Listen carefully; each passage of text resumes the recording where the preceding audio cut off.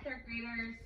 Today we are going to read Two Bad Ants by Chris Van Allsburg. This is a book I always look forward to reading, and it is published by Houghton Mifflin Company. This week we're learning about inferencing, and inferencing is when you take the clues that the author is telling you by words, and you think about what could it possibly be.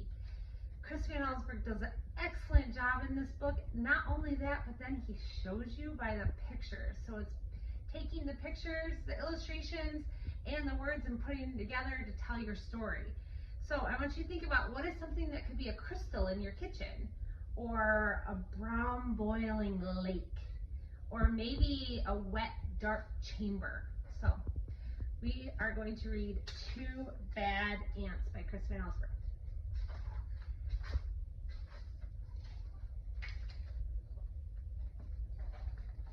The news traveled swiftly through the tunnels of the ant world.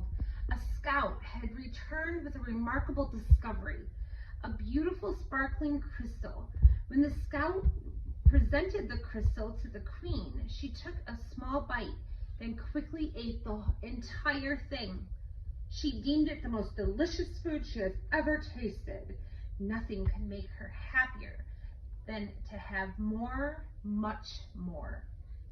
The ants understood. They were eager to gather more crystals because the queen was the mother of them all. Her happiness made the whole ant nest a happy place.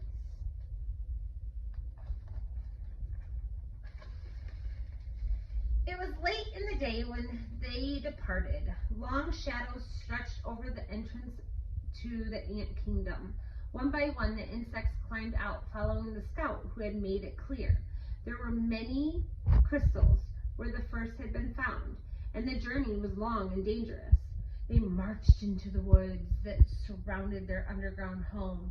Dusk turned to twilight, twilight to night. The path they followed twisted and turned, every bend leading them darker into the deep forest. Can you tell what that is? More than once, the line of ants stopped and anxiously listened for the sound of hungry spiders. But all they heard was the call of crickets echoing through the woods like distant thunder.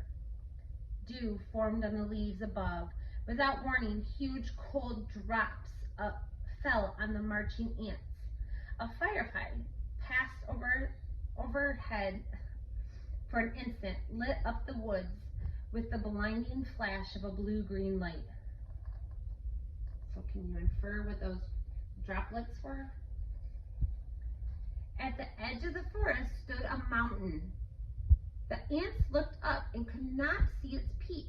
It seemed to reach right into the heavens. But they did not stop. Up the side they climbed, higher and higher. The wind whistled through the cracks of the mountain's base. The ants could feel its force bending their delicate antennae. Their legs grew weak as they struggled upward. At last they reached a ledge and crawled through a narrow tunnel. Does it look like a mountain to you? So Chris Van Allsburg does a great job using his words to help paint that picture.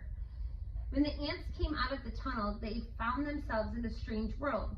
Smells they had known all their lives, smells of dirt and grass and rotting plants, had vanished.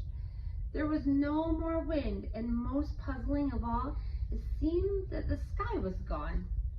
They crossed smooth, shiny surfaces, then followed the scout up a glassy, curved wall.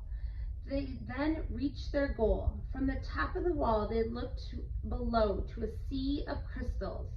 One by one, the ants climbed down into the sparkling treasure.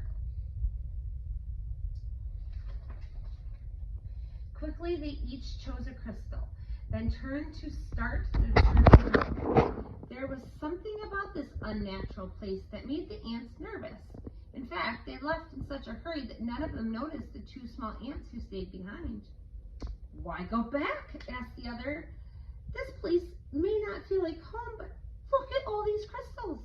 "You're right," said the other. "We can stay here and eat this tasty tiny treasure every day forever." So the two ants ate crystal after crystal crystal until they were too full to move and fell asleep. So you can kind of see there what it might be. Daylight came. The sleeping ants were unaware of the changes taking place in their newfound home. A giant silver scoop hovered above them, then plunged deep into the crystals. It shoveled up both ants and crystals and carried them high into the air. The ants were wide awake when the scoop turned, dropping them from a frightening height. They tumbled through space in a shower of crystals and into a boiling brown lake. Can you infer what's going to happen next? Then the giant scoop stirred violently back and forth. Crushing waves fell over the ants. They paddled hard to keep their tiny heads above water, but the scoop kept spinning the hot brown liquid. Around and around it went, creating a whirlpool that sucked the ants deeper and deeper. They both held their breath and finally bobbed to the surface, gasping for air and spitting mouthfuls of that terrible, bitter water. But then the lake tilted and began to empty into a cave. What could that cave be? The ants could hear the rushing water and felt themselves pulled toward the pitch black hole. Suddenly the cave disappeared and the lake became calm again. The ants swam to the shore and found that the lake had steep sides. They hurried down the walls that held back the lake. The frightening insects looked for a place to hide, worried that the giant scoop might shovel them again. Close by, they found a huge round disc with holes that could hide them. What could that be? This one always surprises me. Okay, I'll give you a clue. But as soon as they had climbed inside, their hiding place was lifted, tilted, and lowered into a dark space. When the ants climbed out of the holes, they were surrounded by a strange red glow. It seemed to them that every second the temperature was rising. It soon became so unbearably hot that they thought they would soon be cooked. But suddenly the disc they were standing on rocketed upward, and the two hot ants went flying through the air. They landed near what seemed to be a fountain, a waterfall pouring from a silver tube. Both ants had a powerful thirst and longed to dip their feverish heads into the refreshing water. They quickly climbed along the tube. As they got closer to the rushing water, the ants felt a cool spray. They tightly gripped the shiny surface of the fountain and slowly leaned their heads into the falling stream. But the force of the water was much too strong. The tiny insects were pulled off the fountain and plunged down into a wet, dark chamber. So think about what's around your kitchen. They landed on half-eaten fruit and other soggy things. Suddenly the air was filled with loud, frightening sounds, and the chamber began to spin. The ants were caught in a whirling storm of shredded food and stinging rain. Then, just as quickly as it started, the noise and spinning stopped. Bruised and dizzy, the ants climbed out of the chamber. In daylight once again, they raced through puddles and up to a smooth metal wall. In the distance, they saw something comforting. Two long, narrow holes that reminded them of the warmth and safety of their old underground home. They climbed up into the dark opening. Alright, gives you a little clue, doesn't it? But there was no safety inside these holes. A strange force passed through the wet ants. They were stunned, senseless, and blown out of their holes like bullets from a gun. When they landed, the tiny insects were too exhausted to go on. They crawled into the dark corner and fell fast asleep. Night had returned when the battered ants awoke to a familiar sound, the footsteps of their fellow insects returning for more crystals.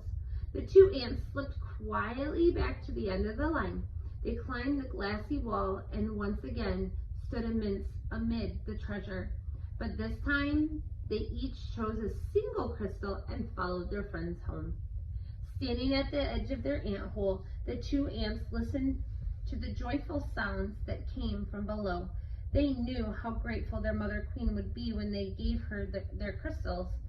At that moment, the two ants felt happier than they'd ever felt before.